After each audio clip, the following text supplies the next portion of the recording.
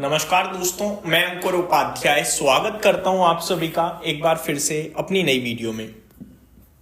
दोस्तों यहां पे आप सभी के साथ 5 दिग्गज कंपनियों को डिस्कस कर रहा हूं। सोचने विचारने का समय जितना था वो चला गया है, अब है निवेश करने का वक्त।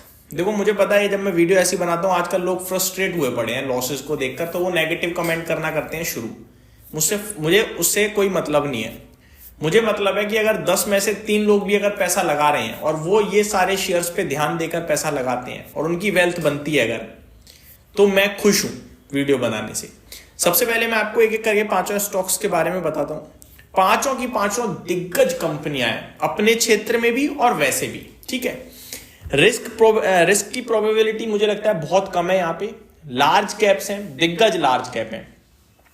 बिना किसी देरी के एक एक करके स्टॉक्स को डिस्कस करता हूं। सबसे पहले state bank of India SBI की बात करूं तो अगर आप मेरे साथ जुड़े हुए हो तो ये शेयर मैं 800 रुपए से लगातार कह रहा हूं कि 4 डिजिट में जाएगा, लेकर बैठ जाओ। कोई गलती से भी मत बेचना, बाजार कैसा भी हो, लेकिन ये स्टॉक 973 खड़ा है आज की डेट में, ठीक है।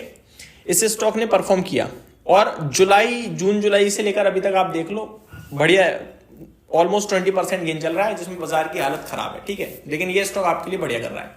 4 डिजिट की बात हुई थी, 999 का इसका लाइफ आई है, बस 4 डिजिट में नहीं गया। लेकिन मैं इसे रीट्रेट आप सभी के साथ कर रहा हूं और अब फिर कह रहा हूं 4 डिजिट जाएगा। और इस बार 4 डिजिट नहीं जाएगा, 4 डिजिट प्लस 5% मान के चलिए, ठीक है जी। ये मत सोचना कि हो गया अब तो 4 डिजिट 27 रुपए तो रह गया है, 3% ही तो रह गया है, ये मत सोचो। ये देखो अब यहां से 4 डिजिट के बाद 5-7% और मूव देगा ये, ठीक है। तो ये पहला स्टॉक है। अब ऐसा नहीं है मैंने बोल दिया, रीजन नहीं दिया, रीजन देता हूं। एक तो बैंक का मुनाफा हो रहा है भाई साहब 88,000 करोड़ का एक फाइनेंशियल ईयर में, ठीक है।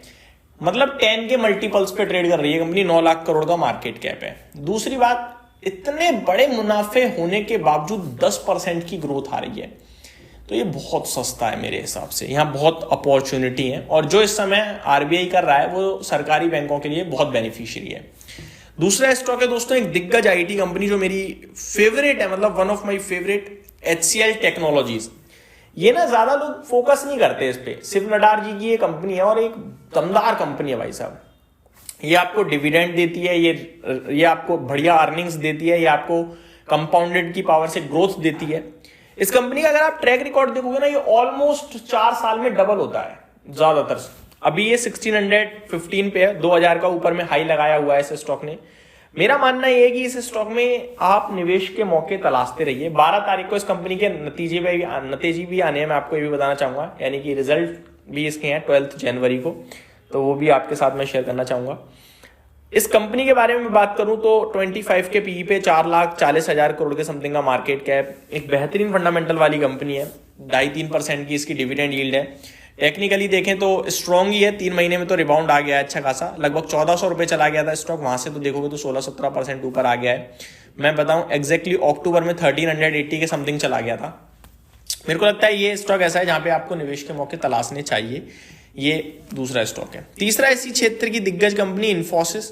अभी रिसेंटली जब स्टॉक भागा था 1690 हुआ था, तो मैं ही था जब मैंने आपसे कहा था कि अब नहीं लेना है, ये आपको सस्ता मिलेगा यहाँ से करीब 70-80 रुपए। आज 1620 रुपए, 70 रुपए वहां से नीचे आ गया है। पता है क्यों कहा था मैंने? 20 EMA से बहुत दूर हो गया था और 20 EMA के पास जरूर आता है शेयर। अभी 20 EMA के एग्जैक्टली पास आ गया है। मेरे को लगता है 1 से 2 दिन में वापस आईटी स्टॉक्स का समय आने वाला है। नोट माई वर्ड्स, हो सकता है कल ही आ जाए, हो सकता है परसों आ जाए, लेकिन आने वाला है। एक आध दिन में आईटी स्टॉक्स लीडरशिप लेने वाले हैं और उस दिन ये सारे स्टॉक वापस चलेंगे, क्योंकि टेक्निकली ये वापस से जितना गिरने थे उतना गिर चुके हैं, वापस बढ़ेंगे। लेकिन मैं यहाँ टेक्निकल टर्म्स पे बात नहीं कर रहा, मैं फंडामेंटल इन्वेस्टमेंट टर्म्स पे बात कर रहा हूँ। 22 के पीई पे इन्फोसिस मेरे को अच्छा लगता है। 1621 का भाव है, 2022 में आखिरी तेजी बनी थी इनमें, तो अभी ये मेरे को लगता है आईटी का समय जल्दी वापस आने वाला है। तो दूसरा है इन्फोसिस, तीसरा माफ कीजिएगा। चौथा स्टॉक है दोस्तों दिग्गज प्राइवेट क्षेत्र की बैंक ICICI बैंक। वैसे आप HDFC बैंक को भी कंसीडर कर सकते हैं। अब इनके पीछे रीजन क्या है? पहली बात तो आज जो हुआ है ना बैंक निफ्टी में, जैसे 2 नई कंपनी शामिल हो गई हैं, यूनियन बैंक और यस बैंक। ये इनके लिए प्रेशर था, क्योंकि सेबी ने कहा था कि किसी भी कंपनी को ज्यादा वेटेज नहीं देना है, तो इनका वेटेज कम होना था बैंक निफ्टी में, जिसकी वजह से पैसे आउटफ्लो होने थे, वो हो गए अब, ठीक है। जितनी परेशानी थी हो गई, मेरे को लगता है अब ये चलना चाहिए। 18 के पीई पे आईसीआईसीआई बैंक एक रीजनेबल है, 9,60,000 करोड़ का मार्केट कैप है, बेहतरीन फंडामेंटल फाइनेंशियल वाली कंपनी है। अगर इस बार इसके नतीजे अच्छे आ गए तो मेरे को लगता है ये यहाँ से आउट परफॉर्म कर जाएगा, लेकिन इस बार नंबर्स खराब आ गए तो आईसीआईसीआई बैंक को ड्रॉप करके हम एचडीएफसी बैंक की तरफ ध्यान देंगे। तो ये है अगला stock. Last but not the least, कि हर इंजीनियर की चॉइस समझ गए होगे, अल्ट्राटेक सीमेंट। दोस्तों अल्ट्राटेक सीमेंट ने भी बड़ा अच्छा कंसोलिडेशन दे दिया है, 11,700 पे है, 13,000 के समथिंग का इसका 52 वीक हाई है। मेरे को लगता है बढ़िया कंसोलिडेशन हो चुका है, सपोर्ट लेवल्स पे है। ये भाव आपको दोबारा नहीं मिलने वाले, 11,500 11,700 वाले। यहां निवेश कीजिए और बैठ जाइए। लोग सोचते हैं इतना बड़ा शेयर है भाई, क्या ही पैसा बनाएगा, देखते ही देखते 15,000 हो जाएगा, ये आपको बता रहा हूं, पता नहीं चलेगा। मारुति देख लो, पता नहीं चला ना, और अभी तो चल रहा है। तो मेरे को लगता है अल्ट्राटेक प्रेफर्ड पिक रहने वाली है मेरी। तो ये 3 4 5 स्टॉक्स डिस्कस करे मैंने, एसबीआई, एचसीएल टेक, इन्फोसिस, आईसीआईसीआई बैंक और अल्ट्राटेक सीमेंट। आपका कौन सा फेवरेट है प्लीज कमेंट करके बताइएगा। इनमें तो मेरे को नहीं लगता कि आप किसी भी स्टॉक को लेकर डाउटफुल होगे। Thank you so much for watching this video. Have a great day guys.